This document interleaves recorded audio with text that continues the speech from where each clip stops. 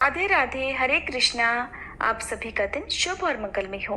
आज मार्गशीर्ष मास का 5वां दिन है और आज दिनांक है 20 नवंबर बुधवार। आज पंचमी तिथि शाम 4:49 तक रहेगी और बाद में षष्ठी तिथि प्रारंभ हो जाएगी। बुधवार का दिन विघ्नहर्ता भगवान गणेश जी को समर्पित होता है। और आज मार्गशीर्ष मास महात्म्य की कथा का शुभारंभ करते हैं बुधवार की कथा से। पौराणिक ग्रंथों में बुधवार के व्रत की कथा इस प्रकार मिलती है। बहुत समय पहले की बात है कि एक साहूकार का नया नया विवाह हुआ था। उसकी पत्नी अपने मायके गई हुई थी। नया नया विवाह था, नई नई उमंग थी। साहूकार का परिवार भी कुछ खास बड़ा नहीं था। जो भी रिश्तेदार थे उनके घर बहुत दूर थे। अब साहूकार को अकेलापन खाए जा रहा था। उससे रहा नहीं गया और वह जा पहुंचा अपनी ससुराल। ससुराल में उसकी खूब आवभगत हुई। अगले ही दिन साहूकार ने कह दिया कि विदाई की तैयारी कर लीजिए, हमें निकलना है। अब संयोगवश वह दिन था बुधवार का। सास ससुर ने अपने दामाद को समझाने का प्रयास किया कि बेटा आज बुधवार का दिन है, इस दिन बेटी की विदाई नहीं करने का रिवाज है। बेटी की विदाई तो क्या, किसी भी शुभ कार्य के लिए यात्रा पर जाना बुधवार के दिन शुभ नहीं माना जाता। लेकिन साहूकार नहीं माना और कहा, मैं इन सब बातों को नहीं मानता, आप हमें जाने का आशीर्वाद दीजिए। अब अपने दामाद के आगे सास ससुर की भला कहाँ चलने वाली थी। मन मसोस कर तैयारी करनी पड़ी। बेटी की विदाई कर दी गई। आगे चलते चलते रास्ते में साहूकार की पत्नी को जोर की प्यास लगी। साहूकार जैसे ही पानी लेने के लिए गया और जब पानी लेकर वापस लौटा तो देखकर हैरान रह गया। उसने देखा कि उसकी ही हमशक्ल कोई व्यक्ति गाड़ी में पत्नी के बगल में बैठा हुआ है। उसकी पत्नी भी एक शक्ल के दो दो व्यक्तियों को सामने देखकर परेशानी में पड़ गई कि उसका पति कौन सा है। जैसे ही साहूकार ने पत्नी के पास बैठे व्यक्ति से पूछा कि वह कौन है, तो पलटकर उसने जवाब दिया कि भैया, मैं तो उस नगर का साहूकार हूँ और अपनी पत्नी को लेकर जा रहा हूँ। तुम बताओ तुम कौन हो और मेरी पत्नी पर तुम अपना अधिकार क्यों जमा रहे हो। ऐसे बहस करते करते दोनों में विवाद बढ़ गया। विवाद को देखते हुए राज्य के सिपाही वहां पहुंचे और साहूकार को पकड़ लिया। अब सिपाही भी चक्कर में पड़ गए कि दोनों की शक्ल सूरत तो एक समान है। उन्होंने साहूकार की पत्नी से ही पूछा कि बताओ इसमें से तुम्हारा पति कौन सा है। अब बेचारी भला वह क्या जवाब देती। तब साहूकार ने हाथ जोड़ लिए और भगवान से विनती की कि हे भगवान, ये आपकी क्या माया है। तभी आकाशवाणी हुई कि मूर्ख, याद कर, कुछ समय पहले तूने ही तो अपने सास ससुर की आज्ञा न मानकर भगवान बुद्ध का अपमान किया और बुधवार के दिन तू अपनी पत्नी को लेकर चल पड़ा, जबकि तुझे इस दिन नहीं जाना चाहिए था। ये स्वयं बुद्धदेव है जो तुम्हें सबक सिखाने के लिए तुम्हारे वेश में है। तब साहूकार ने सच्चे मन से क्षमा मांगी और भविष्य में कभी ऐसा न करने का वचन भी दिया और बुधवार को नियम पूर्वक व्रत पालन करने का संकल्प लिया। तब जाकर साहूकार के रूप में प्रकट हुए बुद्ध देवता अंतर्ध्यान हो गए और साहूकार अपनी पत्नी को लेकर घर जा सका। इस घटना के बाद साहूकार और उसकी पत्नी दोनों नियमित रूप से बुधवार का व्रत पालन करने लगे। मान्यता है कि जो भी व्यक्ति इस कथा को कहता या सुनता है, पढ़ता है, उसे बुधवार के दिन यात्रा करने पर भी कोई दोष नहीं लगता और समस्त सुखों की भी प्राप्ति होती है। बुध ग्रह की शांति और सर्व सुख के इच्छुक स्त्री पुरुष बुधवार के दिन इस व्रत को कर सकते हैं। ज्ञान, बुद्धि, कार्य, व्यापार आदि में उन्नति के लिए भी बुधवार का व्रत बहुत ही शुभ और फलदायी माना जाता है। आज के दिन बुद्ध देवता के साथ साथ भगवान गणेश जी की पूजा का भी विधान है। ये थी बुधवार व्रत कथा। अब सुनिए मार्गशीर्ष मास महात्म्य का 5वां अध्याय। इससे पहले के अध्याय में आपने जाना था कि किस प्रकार भगवान शिव ने देवी पार्वती को श्री राधा रानी के षोडशोपचार पूजन के बारे में बताया था। आज आप सुनेंगे स्तोत्र के बारे में, जिस स्तोत्र के पढ़ने या सुनने से राधा रानी अत्यंत प्रसन्न हो जाती हैं और अपने भक्तों को गोलोक धाम में निवास करने का अधिकार दे देती हैं। इससे पहले आप सभी से एक विनम्र अनुरोध है कि बहुत मुश्किलों से मैंने अब तक के रुके हुए भागवत कथा के अध्याय फिर से सुनाने शुरू कर दिए हैं। अगर आप एक बार इन कथाओं को सुनेंगे तो मुझे ये उम्मीद है कि आपको भागवत कथा भी जरूर पसंद आएगी। तो प्लीज आज जो भी भागवत कथा के अध्याय मैं आपको सुनाऊंगी उसे आप दिन में जब भी आपके पास समय हो उन कथाओं को भी आप जरूर सुनिएगा। भगवान शिव ने देवी पार्वती से कहा कि हे देवी, इस प्रकार मैंने श्री राधा की पूजा का विधान बताया है, अब स्तोत्र भी सुनो। एक बार श्री राधा जी मान करके श्री कृष्ण के समीप से उनके पास से ही अंतर्ध्यान हो गई। तब ब्रह्मा जी, विष्णु जी और शिव जी आदि सभी देवता ऐश्वर्य भ्रष्ट, श्रीहीन और पत्नी रहित तथा उपद्रव ग्रस्त हो गए। इस परिस्थिति पर विचार करके उन सभी ने भगवान कृष्ण की शरण ली। उनके स्तोत्र से संतुष्ट हुए सभी के परमात्मा श्री कृष्ण ने स्नान करके शुद्ध होकर सती राधिका जी की पूजा करके उनका इस प्रकार स्तवन अर्थात स्तुति की। भगवान कृष्ण बोले, हे सुमुखी श्री राधे, क्या मैं इसी प्रकार तुम्हारा प्रिय हूँ और मुझ में तुम्हारी ऐसी ही प्रीति है? तुम्हारी वाणी में जो छलना थी वो आज अच्छी तरह से प्रकट हो गई है। इस प्रकार तुम कहती थी कि हे कृष्ण, तुम मेरे प्राण हो, जीवात्मा हो। इसी तरह की मीठी मीठी बातें जो तुम नित्य निरंतर बड़े प्रेम से कहा करती थी, अब वो तत्काल कहाँ चली गई? मैं पहले तुम्हारे सामने जो कुछ कहता था, मेरा वचन तो आज भी ध्रुव सत्य है। तुम मेरे पांचों प्राणों की अधिष्ठात्री देवी हो। राधा मेरे लिए प्राणों से भी अधिक बढ़कर प्रिय है। मेरी ये बातें जैसे पहले सत्य थी, उसी तरह आज भी है। मैं तुम्हें अपने पास रखने में समर्थ नहीं हो सका, इसलिए तुम्हारे बिना मेरे प्राण चले जा रहे हैं। तुम कहाँ चले गई हो? अधिष्ठात्री देवी के बिना भला कौन कहाँ तक जीवित रह सकता है? तुम महाविष्णु की माता, मूल प्रकृति ईश्वरी हो। अपनी कला से तुम सगुण रूप में प्रकट होती हो। स्वयं तो निर्गुणा हो ही, ज्योति पुंज भी तुम्हारा ही रूप है। तुम वास्तव में निराकार हो राधे। भक्तों पर कृपा करने के लिए ही तुम रूप धारण करती हो। भक्तों की विभिन्न रुचि के कारण तरह तरह की मूर्तियां ग्रहण करती हो। बैकुंठ में महालक्ष्मी और सरस्वती के रूप में तुम्हारा ही निवास है। पुण्य क्षेत्र भारतवर्ष में सत्पुरुषों की जननी भी तुम ही हो। सती और पार्वती के रूप में भी तुम्हारा ही प्राकट्य हुआ है। तुम ही पुण्य रूपा तुलसी और भुवन पावनी गंगा भी हो। ब्रह्मलोक में सावित्री के रूप में तुम ही रहती हो। तुम अपनी कला से वसुंधरा हुई हो। गोलोक में तुम ही समस्त गोपालों की अधीश्वरी राधा भी हो। राधे, तुम्हारे बिना तो मैं निर्जीव हूँ, किसी भी कर्म को करने में समर्थ नहीं हूँ। तुम्हें शक्ति के रूप में पाकर ही शिव शक्तिमान है। तुम्हारे बिना वे शिव नहीं, शव हैं। तुम्हें ही वेद माता सावित्री के रूप में अपने साथ पाकर साक्षात ब्रह्मा जी वेदों के प्राकट्यकर्ता माने गए हैं। तुम लक्ष्मी जी का सहयोग मिलने से ही जगत पालक नारायण जगत का पालन किया करते हैं। तुम ही दक्षिणा रूप से साथ रहती हो, इसीलिए यज्ञ फल देता है। तुम तो वाणी हो, तुम्हें पाकर ही सभी लोग वक्ता बनते हैं। तुम्हारे बिना पौराणिक सूत भी मूक हो जाता है। जैसे कुम्हार सदा मिट्टी के सहयोग से ही घड़ा बनाने में समर्थ होता है, ठीक उसी प्रकार से तुम प्रकृति देवी के साथ ही मैं सृष्टि रचना में भी सफल होता हूँ। और तुम्हारे बिना तो मैं सर्वत्र जड़ हूँ, कुछ भी नहीं हूँ, कहीं भी शक्तिमान नहीं हूँ। तुम ही सर्वशक्ति स्वरूपा हो, इसलिए मेरे निकट आओ। अग्नि में तुम ही दाहिका शक्ति हो। तुम्हारे बिना अग्नि दाह कर्म में समर्थ नहीं है। राधे, चंद्रमा में तो तुम ही शोभा बनकर रहती हो, और तुम्हारे बिना तो चंद्रमा भी सुंदर नहीं लगेगा। सूर्य में तुम ही प्रभा हो, और तुम्हारे बिना सूर्य देव भी प्रभा पूर्ण नहीं रह सकते, वो चमक ही नहीं सकते। प्रिय, तुम ही रति हो। तुम्हारे बिना कामदेव कामिनियों के प्राण वल्लभ भी नहीं हो सकते। इस प्रकार श्री राधा की स्तुति करके जगत प्रभु श्री कृष्ण ने फिर उन्हें प्राप्त किया। फिर तो सभी देवता सश्रीक अर्थात पत्नी सहित और शक्ति संपन्न हो गए। हे गिरिराज नंदिनी, फिर सारा जगत सस्त्रीक हो गया। श्री राधा की कृपा से गोलोक गोपांगनाओं से परिपूर्ण हो गया। इसी प्रकार हरिप्रिया श्री राधा की स्तुति करके राजा सुयज्ञ गोलोक धाम में चले गए। जो मनुष्य श्री कृष्ण द्वारा किए गए इस राधा स्तोत्र का पाठ करता है या सुनता है, वह श्री कृष्ण की भक्ति और दास से भाव प्राप्त कर लेता है, अर्थात उनका दास बन जाता है। इसमें संशय नहीं है। स्त्री से वियोग होने पर जो पवित्र भाव से 1 मास तक इस स्तोत्र का श्रवण करता है या पढ़ता है, वह शीघ्र ही सती, सुंदरी और सुशीला स्त्री को प्राप्त कर लेता है।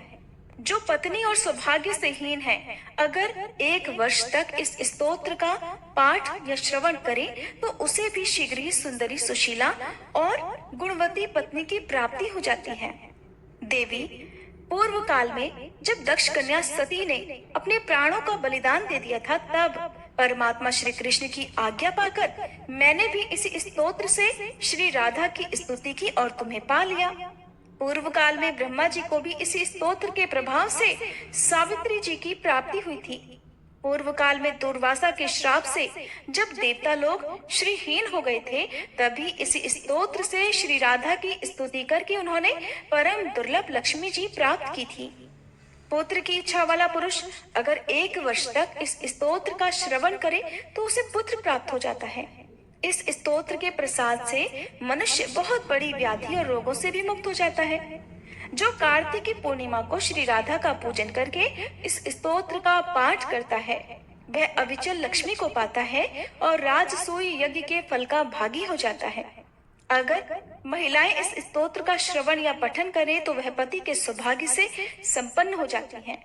जो भक्ति पूर्वक इस स्तोत्र को सुनता है वह निश्चय ही भव बंधन से मुक्त हो जाता है। जो प्रतिदिन भक्ति भाव से श्री राधा की पूजा करता है और प्रेम पूर्वक इस स्तोत्र का पाठ करता है या सुनता है, वह भव बंधन से मुक्त होकर अंत में गोलोक धाम हो जाता है। देवी पार्वती जी बोली, हे प्रभु, श्री राधा की पूजा का विधान और स्तोत्र तो अत्यंत अद्भुत है, उसे मैंने आज सुन लिया। अब कृपया राधा कवच का भी वर्णन कीजिए। आपकी कृपा से मैं उसे भी सुनना चाहती हूँ। तब श्री महेश्वर कहने लगे, दुर्गे सुनो, मैं परम अद्भुत राधा कवच का वर्णन करता हूँ। पूर्व काल में साक्षात परमात्मा श्री कृष्ण ने गोलोक में इस अति गोपनीय परम तत्व रूप और सर्व मंत्र समूहमय कवच का मुझसे वर्णन किया था। ये वही कवच है जिसे धारण करके पाठ करने से ब्रह्मा जी ने वेद माता सावित्री को पत्नी रूप में प्राप्त किया था। हे सुरेश्वरी, आप सर्वलोक जननी हो। मुझे आपका स्वामी होने का जो सौभाग्य प्राप्त हुआ है, वह इस कवच को धारण करने का ही प्रभाव है। इसी को धारण करके भगवान नारायण ने महालक्ष्मी जी को प्राप्त किया था। इसी को धारण करने से प्रकृति से परवर्ती निर्गुण परमात्मा श्री कृष्ण पूर्व काल में सृष्टि रचना करने की शक्ति से संपन्न हुए थे। जगत के पालनहार श्री विष्णु ने इसी कवच को धारण करके सिंधु कन्या को प्राप्त किया था और इसी कवच के प्रभाव से शेष नाग समस्त ब्रह्मांड को अपने मस्तक पर सरसों के दाने की तरह धारण करते हैं। इसी का सहारा लेकर महाविराट प्रत्येक रोमकूप में असंख्य ब्रह्मांडों को धारण करते हैं और सबके आधार बने हैं। इस कवच को धारण करने और पढ़ने से धर्म सभी के साक्षी और कुबेर धनाध्यक्ष हुए हैं। इसके पाठ और धारण का ही ये प्रभाव है कि देवराज इंद्र देवताओं के स्वामी और मनु नरेशों के भी सम्राट हुए हैं। इसके पाठ और धारण से ही श्रीमान चंद्रदेव राजसूय यज्ञ करने में सफल हुए और सूर्यदेव तीनों लोकों के ईश्वर पद पर प्रतिष्ठित हो सके हैं।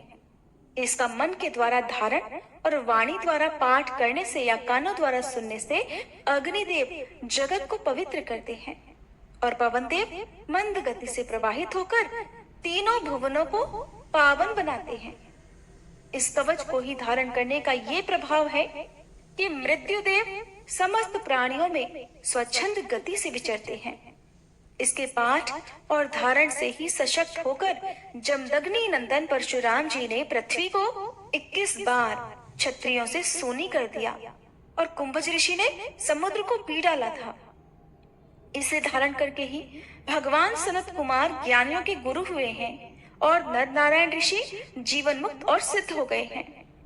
इसी के धारण और पठन से ब्रह्मपुत्र वशिष्ठ सिद्ध हुए हैं, कपिल सिद्धों के स्वामी हुए हैं।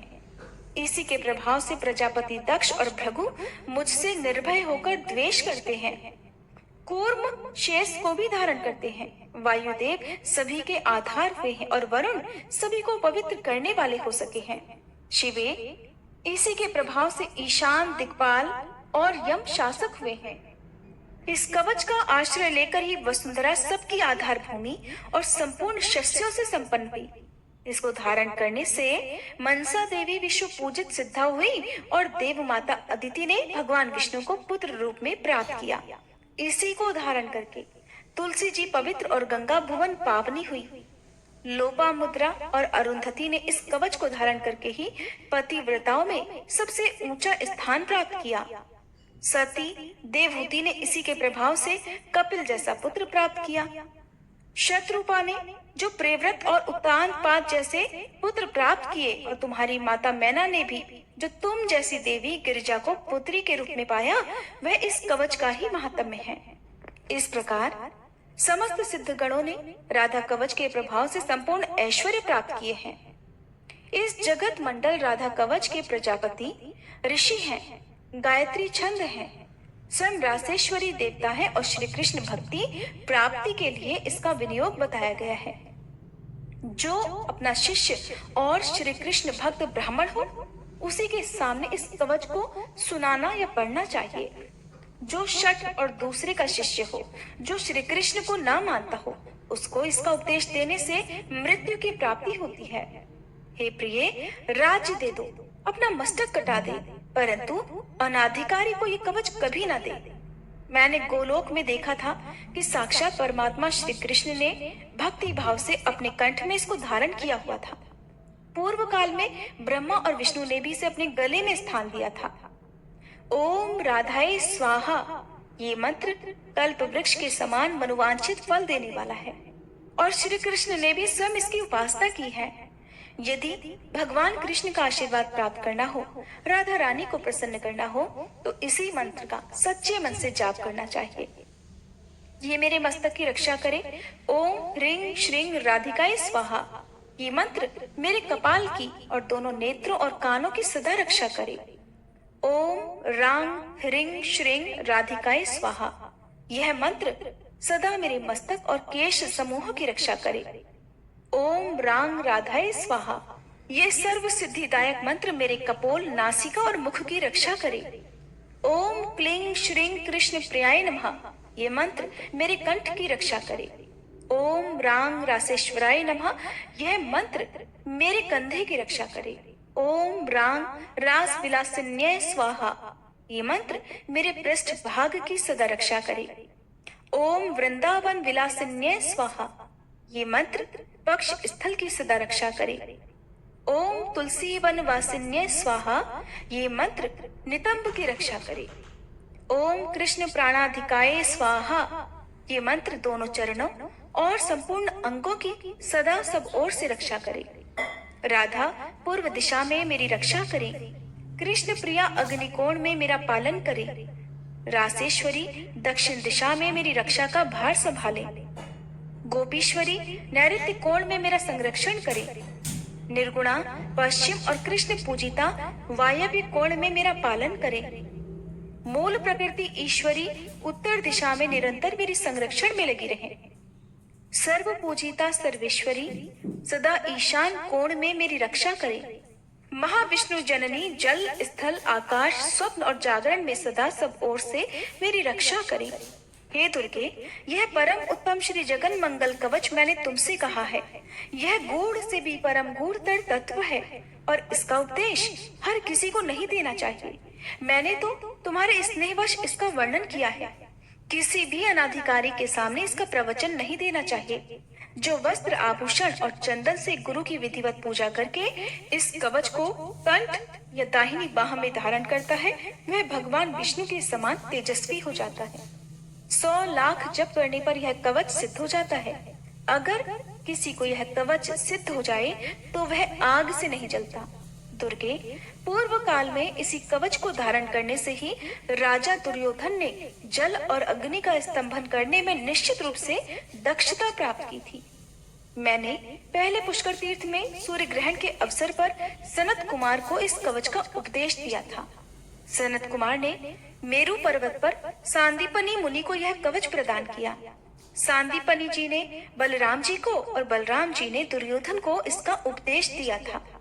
इस कवच के प्रसाद से मनुष्य जीवन मुक्त हो सकता है। जो राधा मंत्र का उपासक होकर प्रतिदिन इस कवच का भक्ति भाव से पाठ करता है, वह विष्णु तुल्य तेजस्वी होता है और राजसूय यज्ञ का फल प्राप्त कर लेता है। संपूर्ण तीर्थों में स्नान, सभी प्रकार का दान, संपूर्ण व्रतों में उपवास, पृथ्वी की परिक्रमा, समस्त यज्ञों की दीक्षा का ग्रहण, सदा सत्य की रक्षा, नित्य प्रति श्री कृष्ण की सेवा, श्री कृष्ण नैवेद्य का भक्षण और चारों वेदों का पाठ करने पर मनुष्य जिस फल को प्राप्त करता है उसे निश्चय ही वह एकमात्र इस कवच के पाठ करने से प्राप्त कर लेता है। राजद्वार पर, शमशान भूमि में, सिंहों और व्याघ्र से भरे हुए वन में, दावानल में, विशेष संकट के अवसर पर, डाकुओं और चोरों से भय प्राप्त होने पर, जेल जाने पर, विपत्ति में पड़ जाने पर, भयंकर और अटूट बंधन में बंधने पर और रोगों से ग्रसित होने पर अगर मनुष्य श्रद्धा पूर्वक इस कवच को धारण कर ले तो वह निश्चय ही समस्त दुखों से दूर हो जाता है। हे दुर्गे, हे महेश्वरी, ये तुम्हारा ही कवच मैंने तुमसे कहा है। तुम ही सर्वरूपा माया हो और छल से मुझसे इसी विषय में पूछ रही हो। श्री नारायण कहते हैं, हे नारद, इस प्रकार राधिका जी की कथा कहकर बारंबार माधव का स्मरण करके भगवान शंकर के संपूर्ण अंगों में रोमांच हो आया। प्रेम से उनके नेत्रों से आंसुओं की धारा बहने लगी। श्री कृष्ण के समान तो कोई देवता नहीं है, गंगा जैसी दूसरी नदी नहीं है, पुष्कर के समान कोई तीर्थ नहीं है और ब्राह्मण से बढ़कर कोई वर्ण नहीं है। हे नारद, जैसे परमाणु से बढ़कर सूक्ष्म, महाविष्णु से बढ़कर महान और आकाश से अधिक विस्तृत दूसरी कोई वस्तु नहीं है, ठीक उसी प्रकार वैष्णव से बढ़कर ज्ञानी और भगवान शंकर से बढ़कर कोई योगेंद्र नहीं है। देवर्षि, उन्होंने ही काम, क्रोध, लोभ और मोह पर विजय प्राप्त की है। भगवान शिव सोते जागते हर समय श्री कृष्ण के ध्यान में लीन रहते हैं। जैसे कृष्ण है वैसे शिव है। श्री कृष्ण और शिव में भी कोई भेद नहीं है। वत्स, जैसे वैष्णवों में शंभु और देवताओं में माधव श्रेष्ठ है, उसी प्रकार कवचों में यह जगन मंगल राधा कवच सर्वोत्तम है। शिवा का शी यह मंगलवाचक है और वह कारका अर्थात दाता है। जो मंगलदाता है वही शिव कहा गया है। जो विश्व के मनुष्यों का सदा शंग अर्थात कल्याण करते हैं वे ही शंकर हैं। कल्याण का तात्पर्य यहाँ मोक्ष से है। ब्रह्मादि देवता और वेदवादी मुनि ये महान कहे गए हैं। उन महान पुरुषों के जो देवता है उन्हें महादेव कहते हैं। संपूर्ण विश्व में पूजित मूल प्रकृति ईश्वरी को महती देवी कहा गया है। उस महादेवी के द्वारा पूजित देवता का नाम महादेव है। विश्व में स्थित जितने महान हैं उन सब के वे ईश्वर हैं। इसीलिए मनीषी पुरुष, विद्वान पुरुष उन्हें महेश्वर कहते हैं। हे नारद, तुम धन्य हो जिसके गुरु श्री कृष्ण भक्ति प्रदान करने वाले साक्षात महेश्वर हैं। फिर तुम मुझसे क्यों पूछ रहे हो? हरे कृष्णा। आज के अध्याय में बस इतना ही। इसके आगे का वृतांत आप सभी कल की कथा में सुनिएगा। अब सुनिए श्री कृष्ण चालीसा पाठ।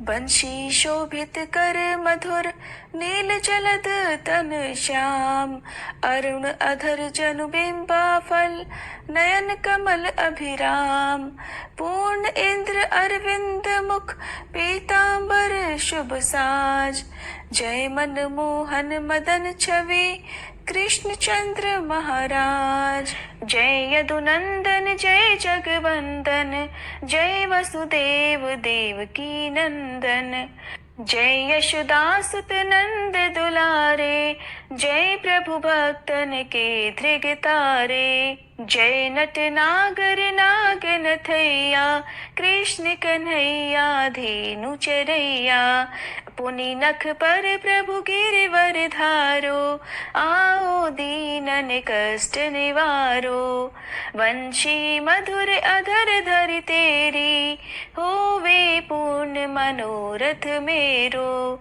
आओ हरि पुनि माखन चाखो, आज लाज भारत की राखो, गोल कपोल चिबुक अरुणारे, मृदु मुस्कान मोहिनी डारे, रंजित राजीव नयन विशाला, मोर मुकुट वैजंती माला, कुंडल श्रवण पीत पट आछे, कटी किंकणी काछन काछे, नील जलज सुंदर तन सोहे, छवि लखि सुर नर मुनि मन मोहे, मस्तक तिलक अलक घुंघराले, आओ कृष्ण बांसुरी वाले। करी पये पान पूत नहीं तार्यो, अका बका कागा सुर मार्यो। मधुवन जलत अग्नि जब ज्वाला, भय शीतल लखित ही नंद लाला। सुरपति जब ब्रज चढ़ियो रिसाई, मसूर धार वारी वर्षाई। लगत लगत ब्रज चहन बहायो, गोवर्धन नख धारी बचायो। लखिय सुदा मन भ्रम अधिकाई, मुख मह 14 भुवन दिखाई। दुष्ट कंस अति उधम मचायो, कोटि कमल जब फूल मंगायो। नाथी काल यही तब तुम लीन्हे, चरण चिन्ह दे निर्भय कीन्हे। करी गोपिन संग रास विलासा, सबकी पूरन करी अभिलाषा। केतिक महा असुर संग हार्यो, कंस ही केस पकड़ दे मार्यो। मात पिता की बंदी छुड़ाई, उगर सेन कह राज दिलाई। मही से मृतक छहु सुत लायो, मातु देव की शोक मिटायो। भौमासुर मुर दैत्य संहारो, लाए 18 सहस कुमारो। दे भी नहीं तृण चीर संहारा, जरा सिंधु राक्षस कह मारा। असुर बकासुर आदिक मार्यो, भक्तन के तब कष्ट निवार्यो। दीन सुदामा के दुख टार्यो, तंदुल 3 मूठ मुख डार्यो। प्रेम के साग विदुर घर मांगे, दुर्योधन के मेवा त्यागे। लखी प्रेम की महिमा भारी, ऐसे श्याम दीन हितकारी। भारत के पारथ रथ हाके, लिए चक्र कर नहीं बल ताके। निज गीता के ज्ञान सुनाए, भक्तन हृदय सुधा वर्षाए। मीरा थी ऐसी मत वाली, विष पी गई बजा कर ताली। राना भेजा सांप पिटारी, शालिग्राम बने बनवारी। निज माया तुम विध ही दिखायो, उरते संशय सकल मिटायो। तब शत निंदा करि तत्काला, जीवन मुक्त भयो शिशुपाला। जब ही द्रौपदी टेर लगाई, दीनानाथ लाज अब जाई। तुरत ही वसन बने नंदलाला, बढ़े चीर भय अरि मुह काला। असनाथ के नाथ कन्हैया, डूबत भंवर बचावत नैया। सुंदर दास आस उरधारी, दया दृष्टि की जय बनवारी। नाथ सकल मम कुमति निवारो, क्षमहु बेगी अपराध हमारो। खोलो पट अब दर्शन दीजे, बोलो कृष्ण कन्हैया की जय। बोलो कृष्ण कन्हैया की जय, बोलो कृष्ण कन्हैया की जय। ये 40 कृष्ण का पाठ करे उरधारी, अष्ट सिद्धि नवनिधि फल लहे पदार्थ चारी। बोलो श्री कृष्ण भगवान की जय।